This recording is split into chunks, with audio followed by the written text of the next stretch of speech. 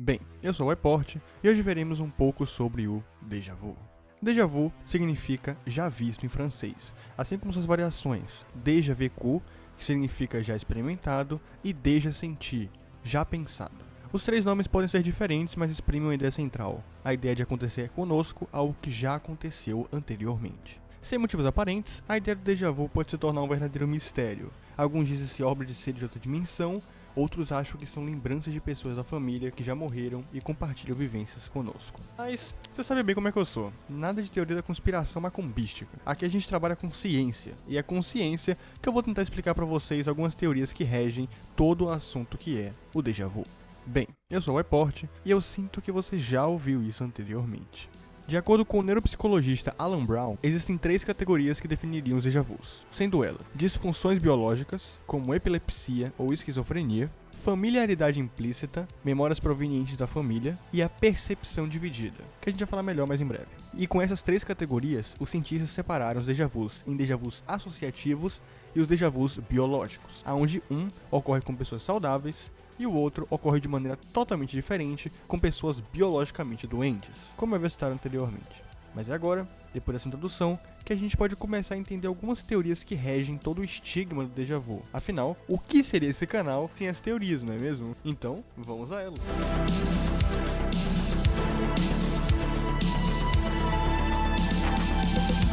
A teoria dos desejos reprimidos foi formulada por Freud e consiste na pessoa ter mais incidência de ter déjà vus quando eles eram resultado de desejos reprimidos e memórias muito negativas. Pois, para Freud, por tais memórias serem perturbadoras, o nosso subconsciente iria pegar essas memórias e de alguma forma iria fazer com que elas deixassem de serem memórias regulares, transformando-as em nada mais do que vultos memoriais. Para quem não sabe, vulto memorial é uma memória tão longe, mas tão longe, que você lembra que já viu, mas você não tem certeza. E então, a gente mal se lembraria, a não ser que algo muito específico fizesse a gente lembrar, fazendo assim o acontecido dos déjà vus que conhecemos. O problema dessa teoria, na minha opinião, é o foco de Freud das memórias negativas, tendo em vista que o equilíbrio entre déjà vu positivos e negativos é bem centrado. Então focar toda uma teoria explicando apenas a predisposição da pessoa a ter déjà vus a partir de sentimentos muito ruins que a mesma teve no passado, tira um pouco do sentido dos déjà vus neutros, que em teoria ocorrem na mesma proporção e que para Freud seriam quase nulos. Então, nesse caso, eu refuto Freud. Mas se você não concordar e achar que os déjà vus são sim maioria negativos, comenta aí embaixo, eu gostaria de saber.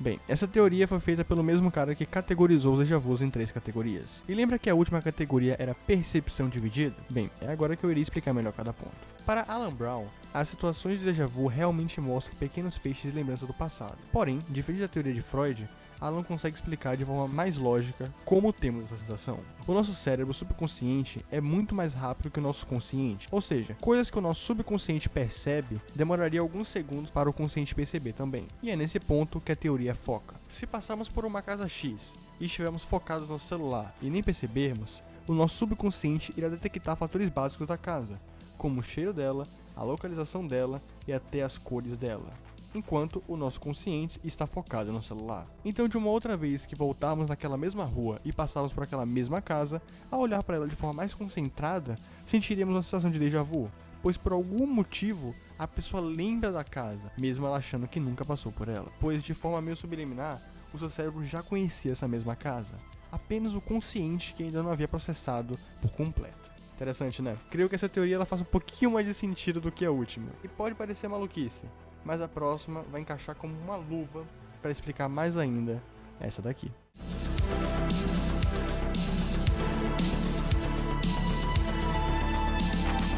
Para terminar, a gente tem a terceira teoria, e uma muito boa, que é a teoria do holograma. Essa teoria consiste num ideal muito interessante. A ideia que precisamos aceitar é que nossas memórias são como hologramas, ou seja, elas podem ser analisadas no nosso cérebro como uma imagem tridimensional, com comprimento, altura e profundidade. Porém, não precisamos da memória por um todo para criar esse holograma. Apenas com pequenos fragmentos já seriam necessários o bastante para que toda a região do holograma fosse criada. O problema é que quanto menor for o resquício de memória que você tem, mais deformado será o holograma, pois ele se formará com o mínimo de informação que você tem, faltando e muito a precisão do real. E é aí que o déjà vu entra. Quando o resquício de memória é muito pequeno, o holograma fica todo deformado e instável. Então algumas regiões ficam quase ocultas, e são nessas regiões que temos a incidência de termos o déjà vu.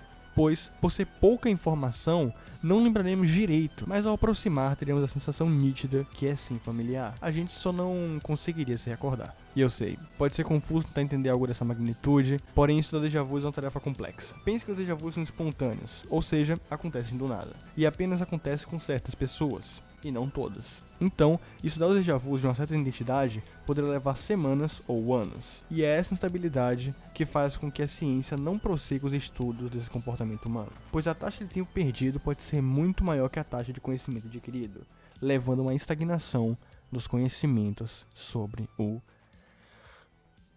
déjà vu.